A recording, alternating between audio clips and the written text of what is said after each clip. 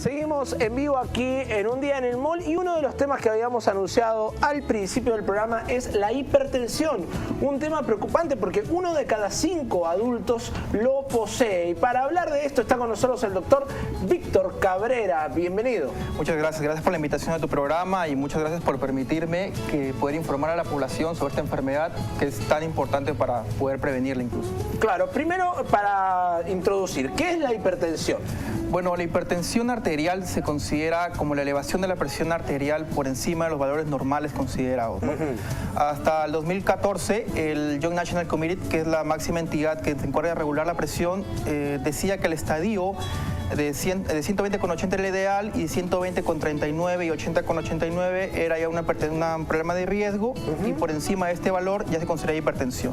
Claro. Actualmente el National Committee en su 8º reporte dice que ya no nos vamos por estadios, simplemente nos vamos a decir de que es hipertenso, ¿no?, cuando tengamos las cifras tensionales por encima de 140,90 y obviamente tratar las consecuencias que esto puede desencadenar. Y además, ¿cómo se da? O sea, porque yo siempre escuchaba a mi abuelo, no sé, que no podía comer con sal porque le subía la presión. ¿Es así? Realmente hay hipertensiones que son de dos tipos, o sea, es dependiente de la sal y no dependiente de la sal, por así llamarlo. Lo que hace la sal en sí, en el organismo, es absorber el agua, o sea, permitir que el agua entre en las arterias y así elevar un poco más la presión. Es por eso de que existe la creencia de decir que también hay que comer menos sal justamente para evitar que esa presión continúe elevándose, ¿no? Pero también hay presiones que no responden a la sal, entonces también se dedica mucho el médico a hacer una dieta en la cual tiene que ir valorando lo ideal para que esta presión no se eleve de una manera claro, pero ¿por qué se lo liga tanto a la sal? Porque siempre, bueno, mundialmente hay otros países directamente que está prohibido en los restaurantes tener sal en la mesa. O sea, tú la tienes que pedir para que te la traigan, porque si dicen que si uno ve la sal, siempre le pone sal a la comida. Claro. ¿Por qué está tan ligada la sal a la relación es de que la sal, como bien te comento, lo que hace es absorber el agua.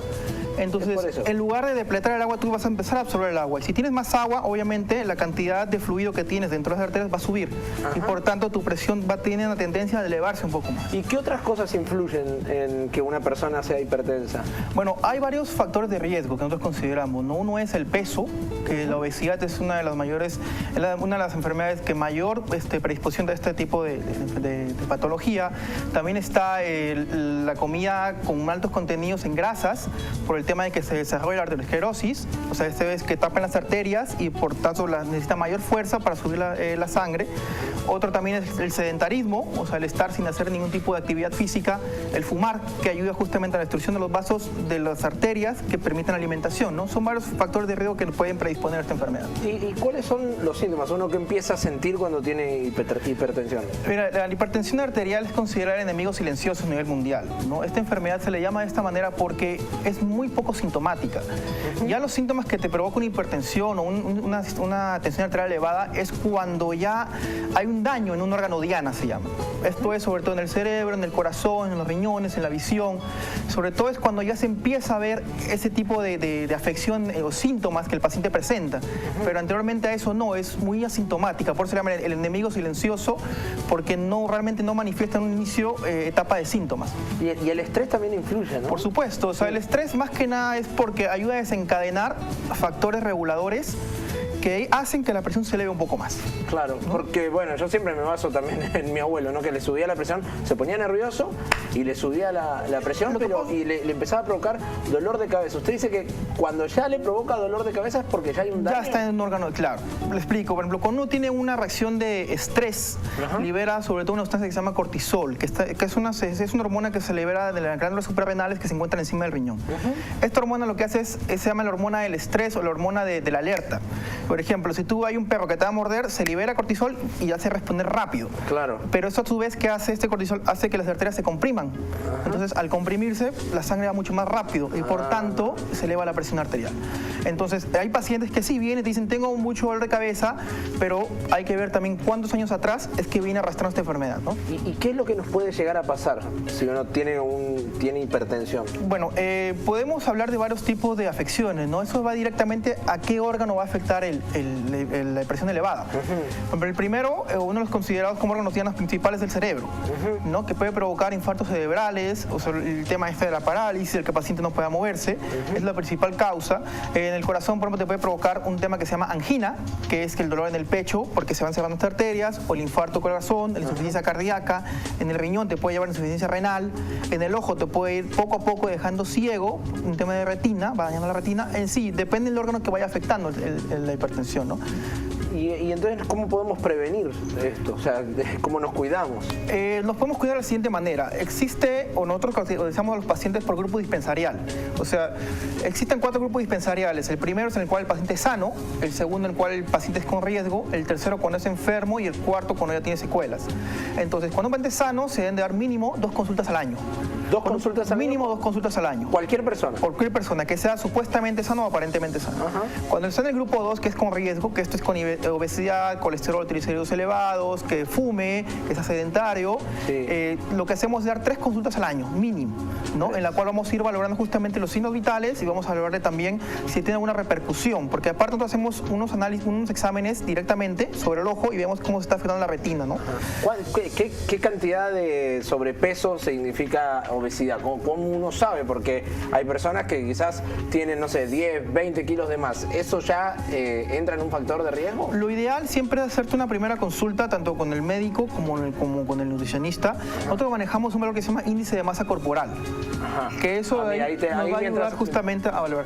Mientras a continuación vemos un video en el cual se va viendo cómo se va desarrollando la hipertensión y va dañando todo el corazón. Aquí justamente está hablando de la parte de lo que es la arteriosclerosis y cómo afecta directamente al corazón. Esto es que las arterias del corazón van reduciendo en tamaño y por tanto no es lo mismo, ahí se ve en imagen, no es lo mismo que la sangre fluya por un tubo, por así decirlo, de 20 centímetros a que fluya por un tubo de 2 centímetros. Claro. O sea, entenderás que la fuerza es mayor, ¿no? Es como una manguera, cuando estamos regando, claro, le cerramos la salida y sale con más presión. Exactamente, es lo mismo que está pasando ahí. Entonces ahí vemos que está justamente ahí lo que habla es una arteriosclerosis, o sea, hay placas de grasa que están tapando esta arteria, claro, y llega un punto en el cual o un coágulo o un émbolo u otra placa de grasa puede tapar completamente esta arteria y ahí es cuando ocurre el infarto. Así es. Por eso es importante, claro, porque esa grasa es la grasa que ingerimos o grasa de nuestro cuerpo, ¿no? Por supuesto, y que también va favoreciendo el tema de la hipertensión porque lo va debilitando.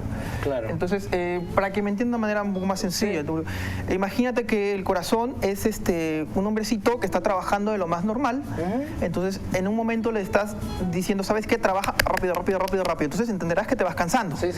Entonces, cuando te vas cansando te va faltando el aire. Imagínate que esa falta de aire es secundario, es similar o comparativo con las arterias que se van reduciendo en tamaño porque necesitan más energía. Además, el corazón en su ventrículo izquierdo hace una hipertrofia concéntrica, o sea, se va haciendo más fuerte en esa zona porque necesita más fuerza. Claro. Llega un punto en el cual el corazón dice, ya no puedo más, y ahí viene la insuficiencia cardíaca. Claro. El corazón es insuficiente para seguir bombeando y te dice, no puedo más. Y es cuando ya el paciente dice, definitivamente no puedo seguir con esta enfermedad, necesito más apoyo, pero ya estamos en una etapa tardía, o sea, ya no podemos evitar o haber retrocedido o evitado, mejor dicho, que eso se desarrolle en 10 años, a lo mejor puede ser desarrollado en 30 años, ¿no? Claro, no, por eso acá siempre decimos y siempre coincidimos que lo mejor que hay es la prevención para todos. Por supuesto. Porque aquí, si muchos años de una mala vida, de alimentarnos mal, provoca esto, el sobrepeso, porque claro, esa grasa que vemos ahí corre por nuestras venas, la grasa que ingerimos, la misma grasa que eliminamos, ¿no? Porque la grasa que eliminamos de nuestro cuerpo va por vía urinaria y también por la sangre.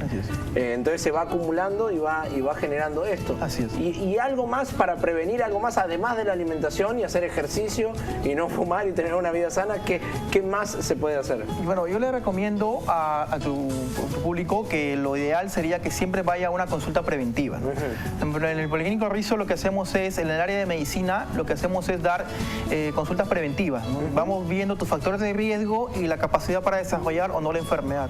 Incluso existe un monitoreo monitoreo de la presión que se pone por 24 horas, un dispositivo que se llama MAPA, y en el cual se le colocan al paciente y vamos haciendo una medición de la presión y en base a eso es como se va desarrollando, ¿no? Mira, ¿y esto es hereditario, la hipertensión arterial? Es multifactorial, tiene también su factor hereditario, pero no es como tal una causa en la que digas, tu papá es hipertenso, tú eres hipertenso. Ajá. Tú también vas desarrollando la enfermedad. Es más ligado a una mala costumbre de alimentación, ¿no? Además de eso, ¿no? Además de también otros factores, como ya hemos hablado, como el colesterol elevado, el sedentarismo, la alimentación inadecuada, entre los factores que provocan justamente que se desarrolle más rápido la enfermedad. Bueno, miren qué importante, porque conozco tantas personas que quizás sí le agarra como un episodio de tensión, de presión alta y le empieza a doler la cabeza, se empiezan a sentir mal y sin embargo no hacen nada.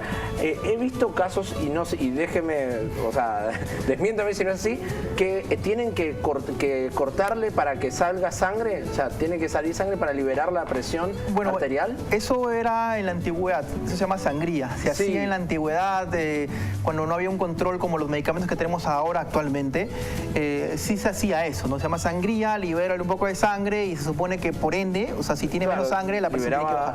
Pero estamos hablando ya de una medicina que ya pasó. Ya no se hace más. No, por el momento no se está realizando más ese tipo de tratamientos, ¿no? En mi pueblo, se ve que en mi pueblo se hacía, estábamos anticuados en mi pueblo, porque he visto casos, sí, que de personas que le han tenido que hacer eso para liberar la... No, ahora tenemos medicamentos que van por la vena y que incluso en los primeros 60 segundos te baja la presión. Ah, inmediatamente. Así es. Mira, impresionante. Bueno, muchas gracias por estar aquí con nosotros. Ya saben, a cuidarse, a prevenir, a ir al doctor, es importante. Muchas personas que tienen carro llevan su carro al service cada 10.000 kilómetros como corresponde y no vamos al doctor. Nosotros somos más importantes del carro, tenemos que ir a nuestro service. Por supuesto. Permíteme, por favor, invitar a tu público a asistir a la consulta de medicina en el servicio de medicina en el Policlínico Rizo, donde el cual lo atenderemos de la mejor manera y justamente veremos que sus factores de riesgo sean reducidos y de esta manera evitar que se desarrollen enfermedades, no solo la hipertensión, sino también hablaremos más adelante en un momento en de diabetes, entre otras cosas, ¿no? Perfecto. Bueno, muchas gracias, Víctor Cabrera, por estar aquí con nosotros. Okay. ¿Sí? Nosotros nos vamos a ir...